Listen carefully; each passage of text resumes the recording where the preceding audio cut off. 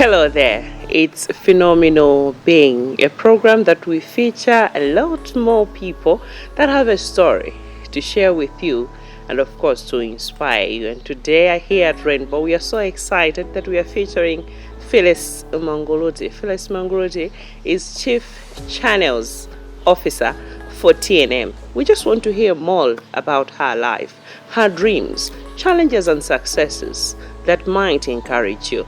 Thank you very much for being there. I'm Chimwemwe Kuchaliwa. Welcome, Phyllis. Thank you. Wow. Who is Phyllis?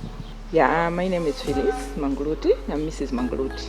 So my name is Boaz. So I love being called Phyllis Bowazi Manguluti. I'm married to Joseph Manguluti. I have kids, 4 girls, 2 boys. Yeah. As you can see, that's a big family. It's a very big family, but you don't look like somebody who can have 6 children. Yeah, people say so. Maybe because of what I do, stuff like that. Yeah, for sure. Inside the program, we'll also ask you about what's your secret, looking at you and talking about 6 children. Yes. All right. Professionally, tangu tifotokozerani kuye mkukula kwanu maphunziro anu to date. Share. I was born in Blantyre at Queen Elizabeth Central Hospital. My mother was a nurse. My dad was an accountant. So then we were staying in Kanjelza when I was born. I've gone through different schools, Limbe Primary, St. Pius. At some point we ended up in Cholo. My dad was working in an estate in Cholo. My mom was still in Blantyre as a nurse. From there I went to Zenza boarding school. One would ask why we had to go to Zenza. I also explained the way. From Zenza I went to Providence Secondary School in Mulanji. It's one of the national secondary schools in Malawi. So I was selected to Providence. From Providence I went to Polytechnic where I studied electrical engineering.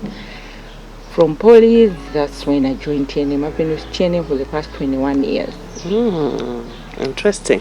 Yes, I haven't changed to work with another company because I was comfortable with what I was doing. I think TNM is one of the big giant companies in Malawi. So I've been part of the growth of that company. So it makes me proud to still work with TNM, and even the work environment is quite good. So I was able to grow on the way. So I think that's what kept me around. Not necessarily that I can't go anywhere, but I have vast experience. I can go anywhere. Even during the course, at some point I would take leave, go outside the country, do my consultancy. I've been in Yemen, by the way. It's one of the war-torn countries, but I've been there to commission base stations for network, mobile network. So yeah, basically, in brief, that's what Phyllis is. So what did you major into? Yeah, when I went to Polytechnic, I did electrical, as I said. And when you're doing electrical engineering, you're not limited to just electrical. There's also electronics in there, there's telecoms in there, there's digital electronics in there. So when you come out, you can easily go in any part of this field. So when I left Polytechnic in 1999, I went to TNM. Then TNM had just clocked 4 years in the country. It was still growing. I had learned about it through one of the people that was working there. I was coming for evening classes, so we used to meet her up there when she was coming for evening classes. So we used to meet her. So she's the one who introduced me to TNM, Messi Capito. She's late. So when I was finishing my final year, I had applied. Actually, initially, when she introduced me to TNM, during my holidays, I would go and do internship, go back to college. Once I closed, go back to TNM. So eventually, when I was finishing, I applied and we went for interviews, and I was picked automatically. Then I started working as a technician in the mobile switching center. Yeah, so I worked there for some time, I think for a year. That's when I was getting married. I got married in 2000 to Joseph Manguluti. We were very young then. Then I was 25 when I was getting married. So I did set up everything, bought the equipment, have the people trained, recruited the people. And I'm so glad at that point I had to recruit about 17 people. Interesting. Make sure they were trained. And out of those, 7 were ladies. Wow. 10 were men. That was one of the achievements that I still value up to this day, because it's not very easy in the technical field to find that huge number of women. At once. Yeah, sure. So I was able to employ about 10. And I'm glad some of them, they've moved up, they're in different roles, some supervisory roles. There's one is a manager now, is a network performance manager. When I look at her, I'm so proud to see what has come out of what I invested in. So yeah, after that, then I said, okay, let me not limit myself within this field. So I decided to study my master's in business administration. So my master's is in administration, not engineering. Despite the fact that I'm still pursuing the engineering path, I'm still studying with one institution in UK. I want to become a chartered engineer. But then I said, okay, let me do administration because it will make me diversify. So I did my master's in business administration with Management College of Southern Africa. So when I got my master's, that's when I said, I think this has opened more doors for me, because I became knowledgeable things of operations, marketing, any other field, strategic management, So I remember there came a role for operations in the executive management then to manage the 4 regions. So I applied. Went for interviews, I was successful. There were people that were already there acting, and some people also applied. So we went for interviews and I was successful. So I became managing executive for operations. That was in 2011. So I was looking after operations as well. So that meant technical operations, customer services, and the sales within the regions, the 4 regions of Malawi. But in all this, what made you to push more? Because to someone would say, if I was at that, I wouldn't even go further. I'm there. It's okay. It's fine. Definitely. Yeah. What made you push further? You know, I'm a believer. I'm a Christian, by the way. So being a Christian, everything is possible. That's what we believe in. Everything is possible. You don't have to limit yourself. God has given you a capability to achieve whatever you want in life. So I was very sure that if I had to make impact in this nation, even worldwide, because my eyes don't just look into within, I also go out. That's why I was telling you that during my holidays I would go do consultancy work outside the country. Because I don't want to limit myself with whatever I do. That's why I decided to diversify. And when you diversify, you become an expert, especially when you're a technical person and you decide to do, you add the management part, expertise to it. You become the best, because when you're talking at that level, you have the technical know-how. And when things are being discussed, you have an overview, end to end, of the things that are discussed. And you become more relevant than just somebody who has just restricted themselves to just one field. You're coming from a very rich family, looking at the way you're explaining your education, your work and everything. You're so rich. You're coming from a rich family. You'll be surprised. Surprise me, or surprise us.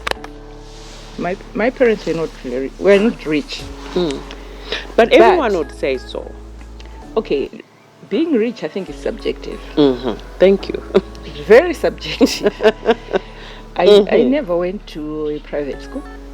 I went to a normal primary school. I did MANEP. I didn't do IG. See? I did MANEP just like anyone else. Of course, my parents had gone to school. My father came right from the village, so he understood the importance of school. That's why I think he made sure we all went to school, because that's what he used to stress. How many were you in your family? We were 7. There were 4 boys and we were 3 girls. I was the 5th one. Unfortunately, I lost my 2 sisters around 2011, 2012. But the 4 boys are still around. Of course, they are men. So we were 7. So my father used to stress about school, because he would tell us where he was coming from the village. He would tell us the stories of how he had struggled to study accounting on his own. Because I remember he talked about going to Artisan College, where I think now is Malawi College, Malawi Police College in Blantyre. Then it was Artisan. That's where I studied. And when Camus was coming back, that college was closed, so he had to study on his own. So he would share with us the struggles. So I took education seriously. By the way, when I was in standard 8, then I was 14, I got pregnant. I had the first child I had out of the children I'm talking about. I had her when I was only 14. That's another story that we're looking forward to. Looking at somebody who had a child at the age of 14. And now talking of Chief Channels Officer. Yes. So, because of the importance of school, we're talking about being rich. My parents were not rich, but they valued a lot about education. See, when my child was about 9 months, I had to go back to school. So that's why I found myself in Tenza boarding school. I was still very young. She was born when I was 14. I was not yet 15. I was 14 when she was born. It wasn't easy, but thank God I survived. So, because they valued education, that's why I had to go back to school. They had enough to send us to school. They had enough to sustain us with food. Yeah, a normal middle family, not rich, but we're able to get the needs of our lives. So I think with those stories, that background, because my mother was a nurse, that gave me courage to move on. So if you ask me today, I don't limit myself. Looking at things, when I achieve something, I want to achieve more. But someone would say when you're having a kid at the age of 14, I think you are done. You can't move on. You can't move further. Definitely. That is true. And it requires determination. I had wanted, it happened. I had a boyfriend. The first attempt that we tried, I got pregnant. Boom, we were pregnant. Oops. It's not like it was a habit, but the first time we tried, we were in the same class, by the way, very young. Boom, it happened. Then this day when I told her, Mom, chintu chotupa chichokanga tichikukulakula chikuchamba kumasuntha. Yeah, so she was like, what? Yeah, what? So as I'm telling you, she was a nurse. So they said, okay, come, lie down here, let me see. So Anandigunege, so she went like with her hands. Mwana tu. So you are there and you're hearing Mwana. Where did this kid came from? And that's one thing that I've learned to say, when we have all these girls reaching puberty, there's so much that we need to do to make sure these kids understand.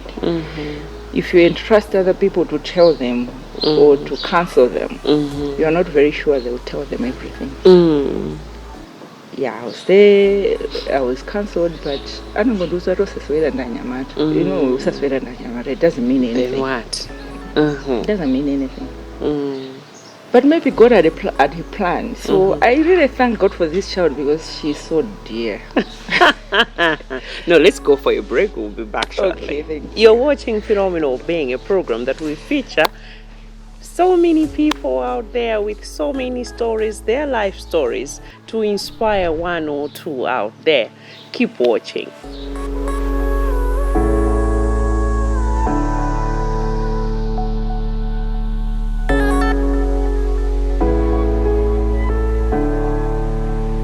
Welcome back. This is Phenomenal Being, and today we are so excited here at Rainbow because we have Phyllis Manguluti.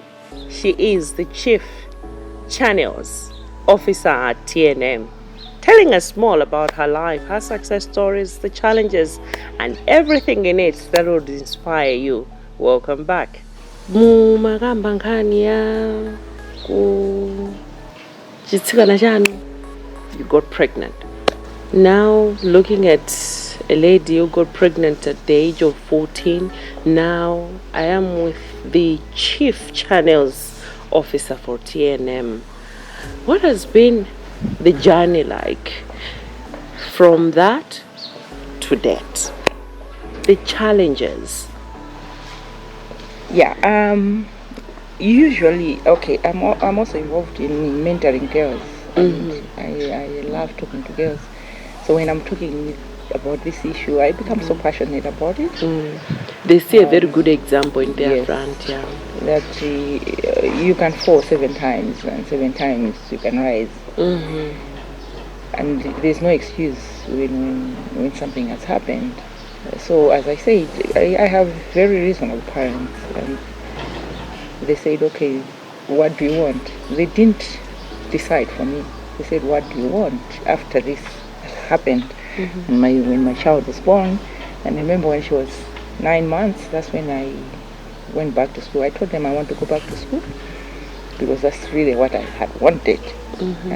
Looking at the stories that my parents were talking about, and the fact that I really wanted to be independent, so I said that let me go back to school. So I went back to school. My kids stayed with my parents. It wasn't easy because within your peers, when people discover you have a child, you are stigmatized. Yeah, true. You know. Oh, yeah. That's why I usually tell girls, don't ever go through this path. It's not easy. You can give up. It's very easy. Even my child, when she was growing, by the way, she's married. She got married a very beautiful wedding. She got married to a very nice husband. Currently, she's in South Africa. She's at Stellenbosch University, upgrading herself. She's an accountant by profession. So, but she wanted to diversify also, like the mother. Yeah. So she's studying management information systems. She's graduating next year. So they are together in South Africa. The husband is working there. So I also told her the same. To say, yes, I had you, but you don't have to go through the same path. And I remember when I started dating my husband, we were very young. He was 19. I was 18. I told him I have a kid. Mind you, if you are taking me, you're also taking with my baggage. Yeah. Because I knew the stigma that I was getting. You're going through. So within the same week, when he said, no, I want to date you, I told him I have a child too. So was it really that necessary? It was. Because what happened afterwards, people started telling him to say, well, but so he would answer them, I know. Yeah, yes. Yeah, so it's different when you hide things and they start to discover themselves and come back to you. When you already know, you know how to handle that. So he had accepted that at an early age. You can actually see 19 years 19. old. By the time we were getting married, he was 26, I was 25. She was already part of his life. So, yeah, her biological father is there, but he needed to also take her on board. So, even when we were getting married, she was already part of the family. So, even when the other kids were born, she was already there. So, the 4 siblings that were born after the 3 siblings that were born after her found her already here. So they know they have a big sister. Even up to now, if you ask them about who is your big sister, they'll tell you our big sister is Elsa. But I'm glad because I had a supporting husband and he supported me. He supported me all the way, and he took this child as his own.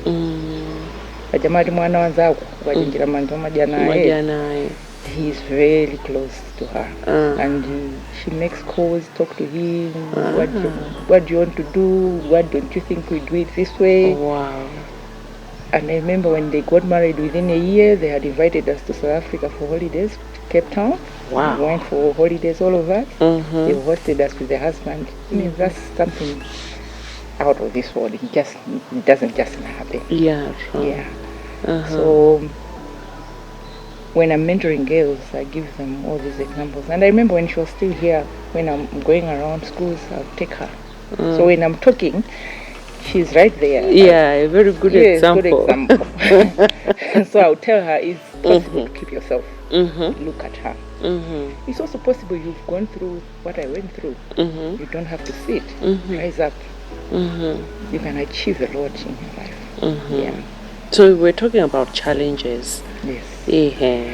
In my workplace, let's go back to work. It wasn't just the roses all the time. You meet a lot of challenges, and as a professional woman, especially in the field of engineering, you are expected to perform 2 or 3 times your peers for you to be considered. That's normal. It's something that we can fight. Yeah. But to achieve that, because of the society that we're in, it's not very easy.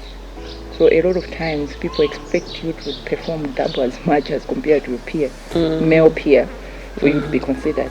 But one thing that I told myself when I was working with all these men, I said, I'm not working with men. I'm competing with peers. So let me perform. And the men were not my standard, by the way. Wow. They were not my standard.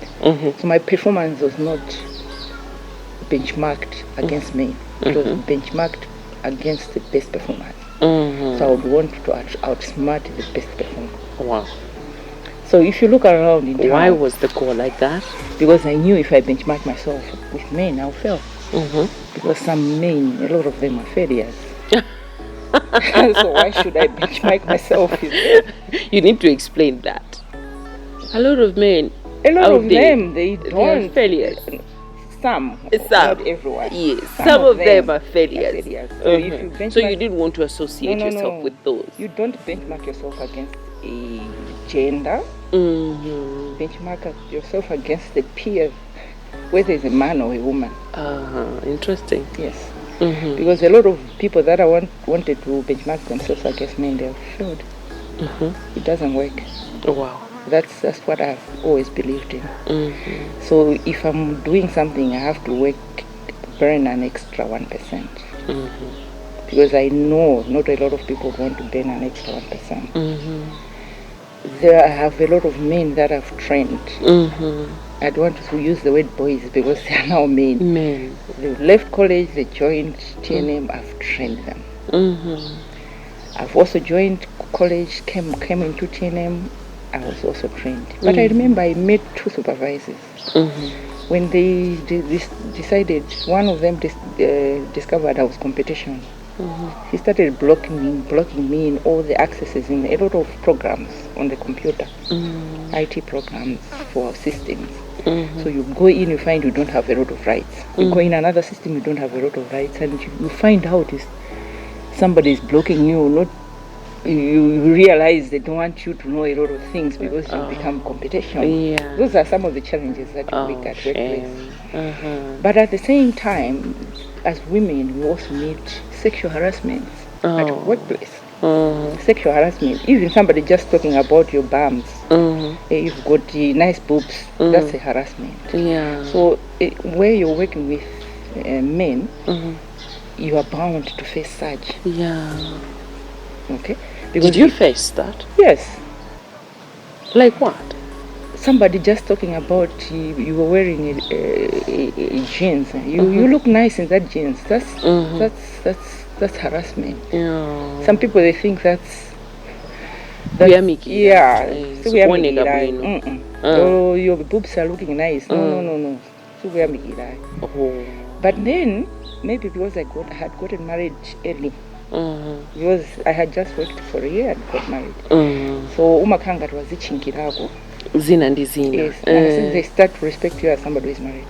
But I've seen a lot of ladies who are single. People just try to take advantage.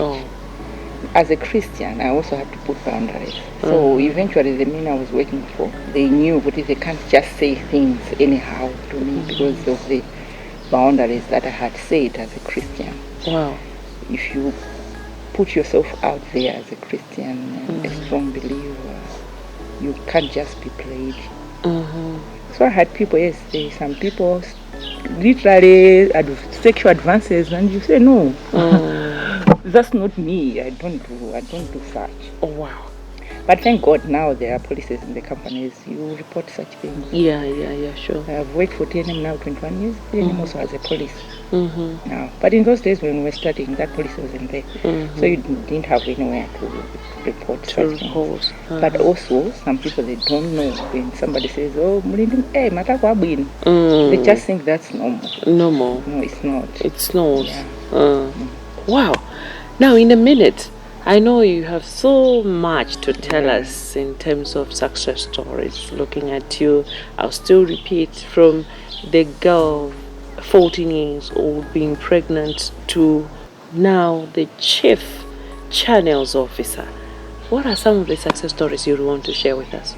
Number one, the fact that I was able to pick up my pieces, went back to school, finish, and become what I am today is a success story on its own. Number two, in my workplace, as I said, I was given a role within 6 months to set network management center for TNM. I did that in 3 months. That's a very successful story. And I look at that and I say, this is my baby. It's got quite a number of people now, they're managing it, but I look at that and I always say, this is my baby. Number three, as I said, at one point I went to Yemen, got consultancy. I went online, got that job, did interviews online, wait for consultancy, 3 weeks in Yemen. It was war, there was still war, but I went there and mentioned about a best transceiver station, best system controller to manage transceiver stations, about 250 of them. I did that in 3 weeks, I came back. Wow. That was an achievement which I look at. Another thing that I can mention is the mentorship programs that I do with girls. On the way, I managed to pay school fees for several girls. I still pay school fees for some till now. I also look at that as a success story. And you're forgetting one more thing. Yes. You're losing weight. That's another success story. Yes, I was looking forward to that one. I actually grew bigger than the way you're looking at me. I was bigger than this, so I had trimmed down. So I managed to reduce 7 kgs in 14 days, in 13 days rather. Then another 7 in 6 months, a total of 14.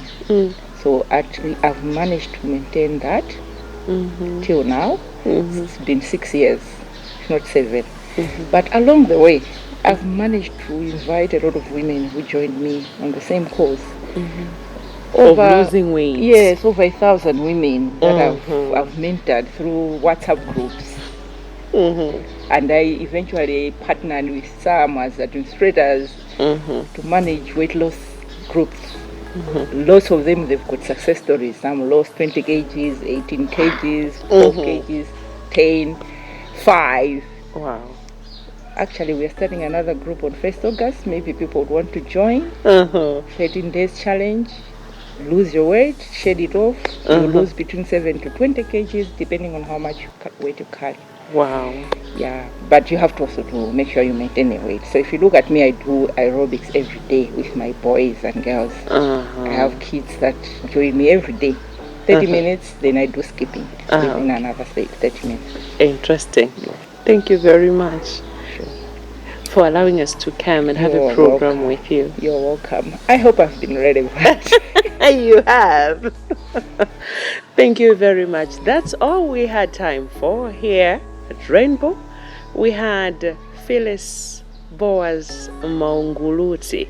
She is one inspiring lady, looking at her story to where she's coming from to that.